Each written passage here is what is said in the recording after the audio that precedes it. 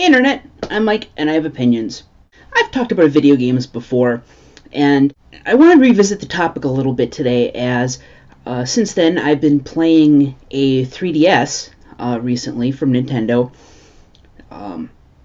Mainly the social features that it offers, the Spot Pass and the Nintendo Network, that sort of thing. And I have to say, I am quite impressed with how it works. There are cooperative aspects of it, and it encourages you to meet more people. The funny thing is that while I may have 157 some odd tags of people, only 96 of those are distinct. So you can tell that I either meet or are around the same people an awful lot. The funny thing is I have no idea who some of these people are. You communicate with people on a certain level all the time, and yet you have no idea who they really are. It's kind of fascinating if you think about it as far as like a social experiment goes, because it shows just how little we actually interact on a one-to-one personal basis. Oh, yeah, sure, I have my friends that I talk to both on and offline. Quite a few of them I know face-to-face, and I just hung out with my friend April this week going to see the Mythbusters Behind the Myth tour. So I do go out and I do things with real-life people, but the majority of my interactions are online. But it's just kind of an interesting window on human-to-human interpersonal interaction. In a way, it's a little sad. Because I know that when I was a little kid, there was no internet. Or at least not in the way we think of it today. If we wanted to interact with people, we had to leave the house. I mean, even with the phone, when I didn't talk to people on the phone a lot, mainly just relatives. But my friends, yeah, I probably would occasionally if they needed to, get me to get their homework or whatever for the day, if they were sick, that kind of thing. But for the most part, it was all face-to-face. So, yeah, it's just an interesting idea, I think, that today we put quite a bit of stock on virtual communications rather than face-to-face. That shows, in a lot of ways, to bring it back around, in gaming, with the rise of massively multiplayer games and things like that.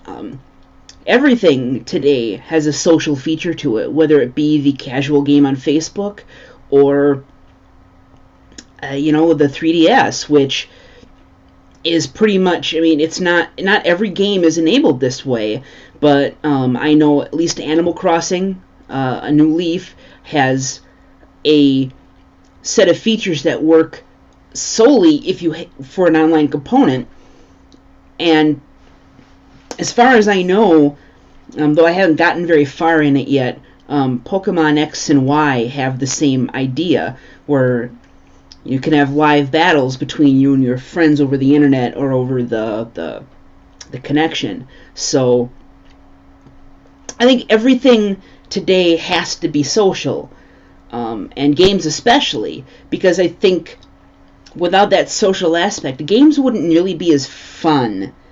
Although that's not necessarily true, because I don't play a lot of multiplayer. The social stuff on the 3DS is a relatively recent thing for me as far as gaming. So for the most part, I play things like Minecraft alone, even though multiplayer on Minecraft can be quite fun, though I've only done it a few times. And then you get things like World of Warcraft, which I actually do have a tune on there now, and it's fun. Don't get me wrong.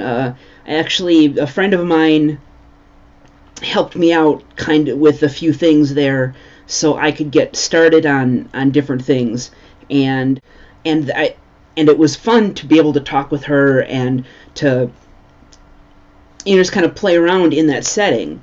One thing I heard recently, I think on the East Meets West podcast, Tom Merritt talks about the tribal mentality of humans, and I think that the next big social evolution, I think, of humanity is going to be forming tribes and even maybe nations online. There have been many stories and books that show you this in action, and to various degrees of what may or may not actually happen. Personally, I think the biggest leap is going to come when you start seeing the more virtual reality concepts come to the fore. Take the Oculus Rift, for example. I had an opportunity to test it out about a month or so back, and they do a good job, especially for something that's essentially a development box right now, where you sit there, you have this thing on, and it really is, very immersive, more so than you would probably even think, given that there is no real. The only real thing you're doing is using your head to move around, to move and turn and look up and down. You can actually find videos on YouTube of people playing games with the Oculus Rift and showing you how much that changes the gameplay and game experience. So I think that once you start seeing more mass market versions of things like the Oculus Rift, you're going to start seeing people drifting more towards virtual contact rather than face to face. I know a lot of people give crap to that Bruce Willis movie with the androids, and the brain is running the androids and all of that. I can't remember what it's called right now, but I think that there's a very real idea in there, because we as humans have an idealized view of ourselves.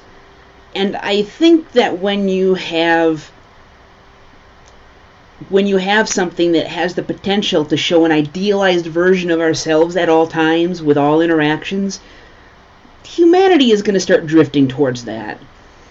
So I think we're going to see more of that in the future. I will talk to you guys on Monday. Next week I hope to have something extra for you too during the week, rather than just Monday and Friday. Until then, I have opinions, and so should you.